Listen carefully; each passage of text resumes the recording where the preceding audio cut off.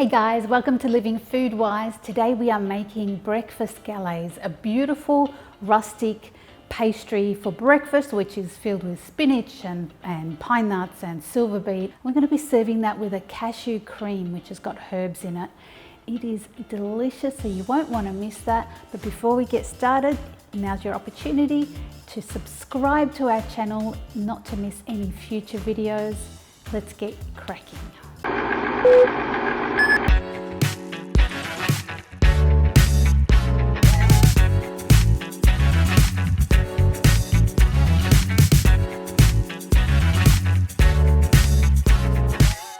The first step to this yummy dish is to make our pastry so it has time to chill in the fridge. Now I'm making an almond pastry, so some almond meal into the food processor. All the ingredients are below. We have some arrowroot, which is going to keep this actually paleo as well. A good pinch of salt, very important. I have some vegan butter. I'm using Outtakes, but you can use any butter of your choice or margarine of your choice. I'm going to give that a bit of a whiz before I add my egg. Just get it into a good breadcrumb consistency.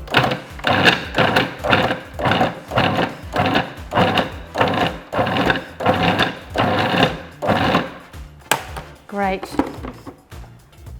And finally, one large egg, and I like to use free range or even better, organic.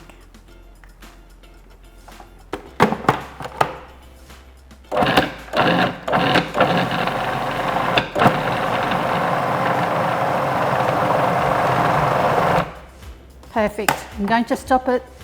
It's come together. I don't want to over whiz this. And we want to put it in some wrap so that we can chill it in the fridge. And this is a really important step, or else you're going to have a lot of difficulty rolling it.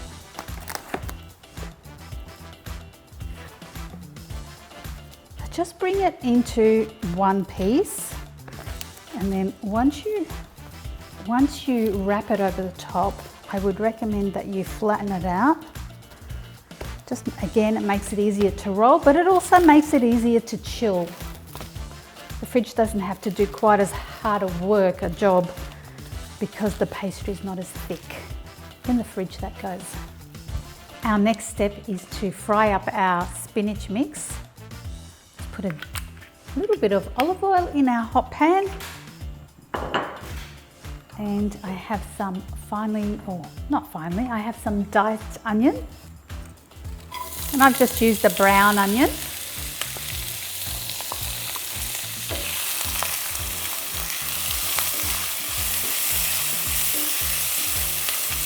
I have some minced garlic. Let's throw that in as well. And then we want to get a nice light golden colour.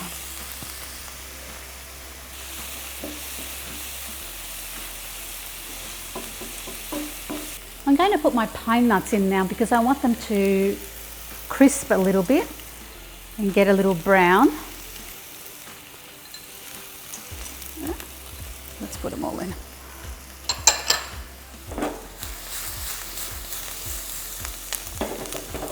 And this recipe flavour really comes from all the lovely herbs that we're going to add. So I have some dried dill that I'm going to put a teaspoon of in. Some beautiful fresh basil that we've coarsely chopped.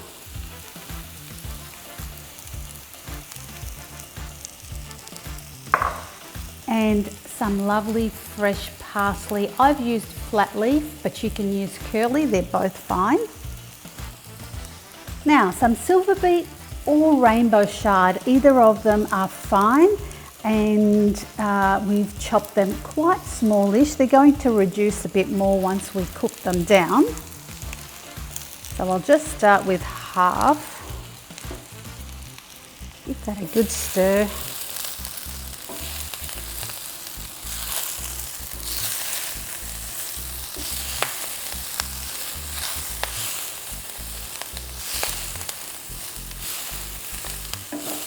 Can definitely smell all those herbs starting to release their aromas. It's really lovely.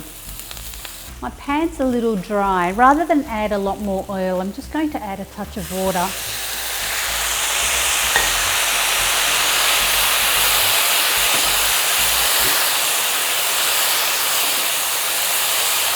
The water has two purposes. It wets your pan, but it also steams your greens. And now I can add the rest.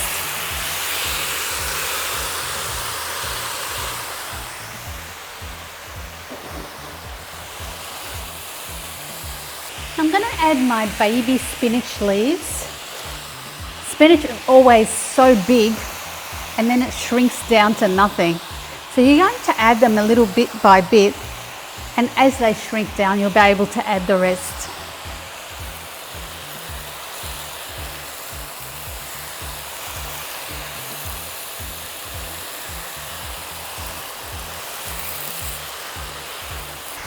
Just going to turn that down and add my seasoning. And you just add your seasoning to taste, some salt and pepper, and yeah, that's it. Salt and pepper.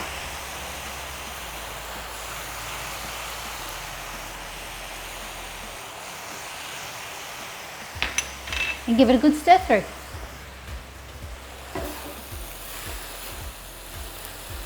That is our spinach filling, our spinach and silverbeet filling done. We're going to set that aside and let it cool, and while it's doing that, we're going to get onto our cashew cream. And now we're going to make our herby cashew cream. Now I am using a food processor attachment which is supposed to be used for grinding coffee or grinding nuts, but I find these for making nut butters amazing. If you don't have one of these, you can certainly use a good food processor that has a really strong blade in a small bowl. Alternatively, you can use any of your little Ninjas or one of those kind of processors. They work really, really well. So we have our cashews, and they're raw cashews, and I've soaked them in filtered water for about an hour. And I'm going to take those, and they're very soft. It will just make sure that your cream is quite creamy and not gritty. Cashews don't take too long to soak. You don't want to leave them overnight. They can start to ferment, but certainly an hour or two is great. And to that, I'm going to add some basil, which is the main flavour of this herbed cream. Some seasoning. A bit of pepper, which will probably make me sneeze in a minute. And I'm going to add a little bit more dill to be in line with our other flavours in the pastry. Okay, some water, which is going to make the cashew blend well. And I like to add water to just a little bit above the cashews. I think I need a little bit more. Great. Let's put the blade on and give it a whiz.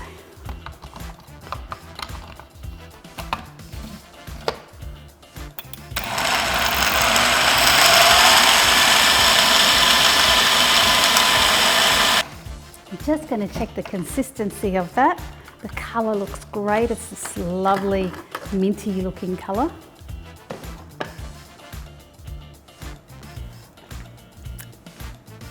Yum. And I just realised I forgot my lemon. That's why it doesn't taste quite right. Yep. Let's throw in 2 tablespoons of lemon juice. That'll give it that zing that it needs.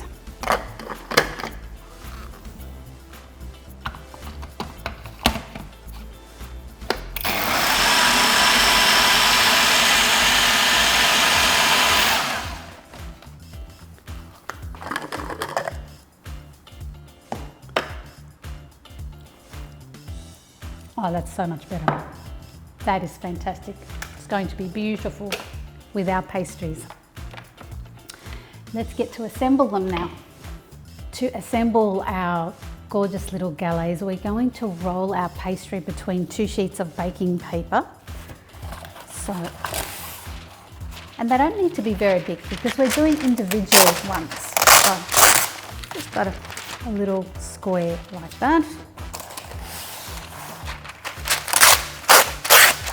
And 2 of those. Great. We have our pastry, which I'm going to cut into 4 pieces to give me 4 serves. And because these are rustic, fun pastries, you don't need to be perfect with the portioning or even with the rolling for that matter. We're not trying to get a perfect shape.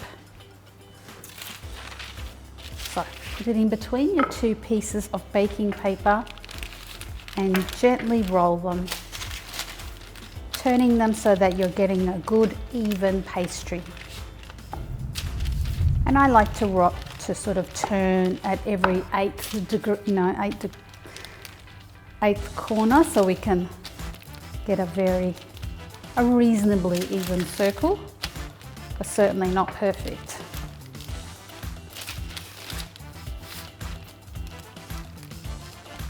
When you roll pastry, be sure not to go too heavy on the edges. It's what often makes the edges very, very thin.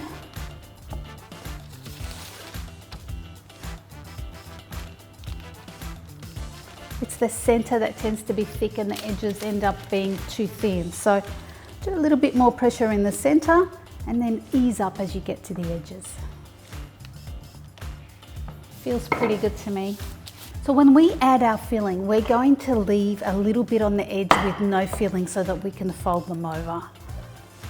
So add your mix. Ideally, you want the mix to be quite cool. Mine is just a little bit too warm still, but I've made these a number of times and I'm quite proficient with rolling them, even with warm filling.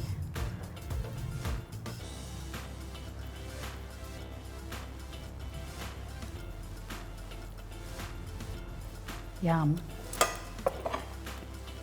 What makes a galette are these lovely little edges that you turn, and as you lift them, you're overlapping one side and pressing it down,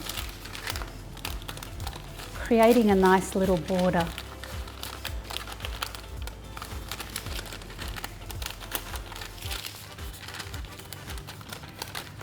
And this is what makes them look so rustic and delicious. Look at that.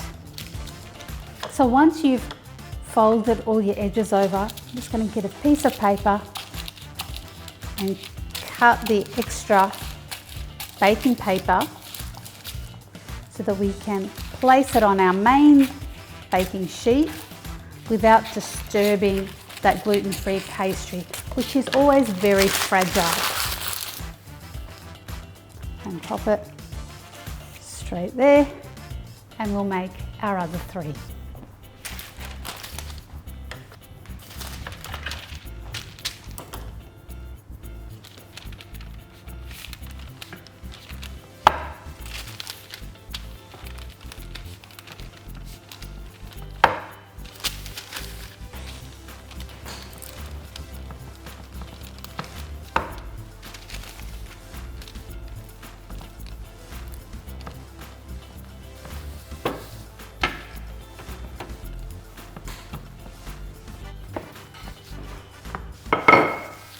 I'm going to show you a different version where you can add an egg to your pastry. Now I've created a little bit of a well in my mix. Just going to finish raising the edges, and then we're going to crack an egg in the center. The last one's always a little bit harder because the pastry starts to relax a little bit. I've got my egg.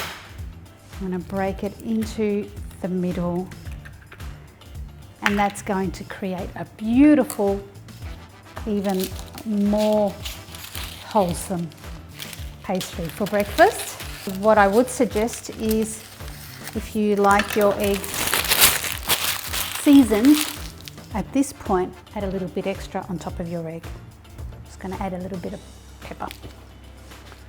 And just watch carrying this one. It's a little bit wetter.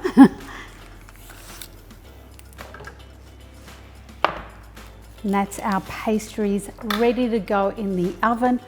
I have my oven set to 180 degrees Celsius, which is around 375 Fahrenheit. We're going to throw those in. And our pastries are done. Delicious. Now, if you like your eggs, you will notice that this egg is quite well done, and that's because the person who's going to eat this likes their eggs well cooked. But if you don't like your eggs, if you prefer your eggs to be runny, what I would recommend you do is to bake the pastry halfway and then pull it out and then add your egg. And that way you're going to get that nice runny center. How delicious do these guys look? Pretty amazing. Nice and crispy pastry, nice and crispy on the underside, and that lovely cooked green center full of goodness with spinach and silverbeet and pine nuts. So good. So we're going to serve it with our cashew cream. Let's make it just look a little bit pretty. I'm going to put some nice green stuff on there and get ourselves a little bowl. Fill that up with the cashew cream and pop it on the side to serve. And there's your beautiful breakfast galette, all ready to be eaten. Hey guys, I hope you've enjoyed this recipe. If you have, please hit the like, send us a message, and we will see you next time on Living Food Wise. Thanks guys, see ya.